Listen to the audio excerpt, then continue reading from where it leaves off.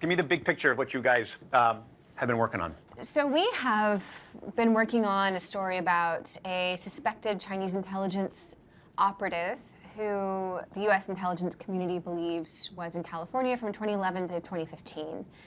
And she was targeting local politicians who were up and coming, who were going to be stars and maybe make it to the national level. So how do we know this? We spoke with 4 current and former U.S. intelligence officials who confirmed for us that, yes, Christine Fong was a suspected Chinese intelligence operative, that there was a sweeping counterintelligence investigation that focused on her. This sounds like a real spy story. The U.S.-China relationship, in many ways, is significantly more complex than the U.S.-Soviet or U.S.-Russian relationship. Our economic interdependence, the political dynamics, the diaspora politics, and cultural ties, particularly on the West Coast, they run really deep. This story is an example of how deeply China is willing to go within local politics to try and understand and collect on and potentially influence U.S. politics. Talk to me about how this started and how she practiced her spycraft. So her name is Christine Fong. She came to the U.S. in 2011.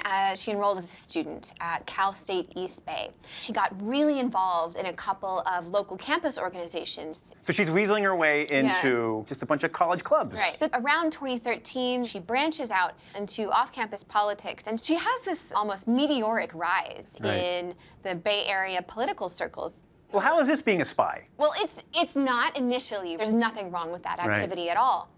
However, she was, according to our sources, she was also having regular contact with a suspected Ministry of State Security officer. That means an actual employee of the Ministry of State Security, China's spy agency, who was under diplomatic cover in the San Francisco consulate. Diplomatic cover means a spy being placed in an embassy on a diplomat's visa. It's common practice, many countries do it. Now, an important component of what the MSS does is collect political intelligence. Every major intelligence service on the planet does this. A lot of information that is valuable to a foreign intelligence service isn't necessarily classified, it's just private. So a politician's habits, his interests, the rumors about him, who his staff members are, what they like, that kind of stuff is really valuable to a foreign intelligence agency. Why is this valuable to China?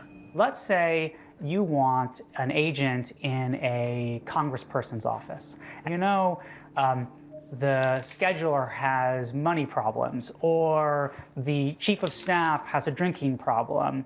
These are important data points that then get entered into what are known as target packages for intelligence services. Basically like a dossier or a file that can get built up over time. So who was Christine looking for in California? She's looking for up-and-coming politicians, so bright stars. So she's looking for people that she can get close to really early on and follow them as they work their way up the ladder so that she can have a long-term relationship. That person trusts her, known her for years. That is espionage gold.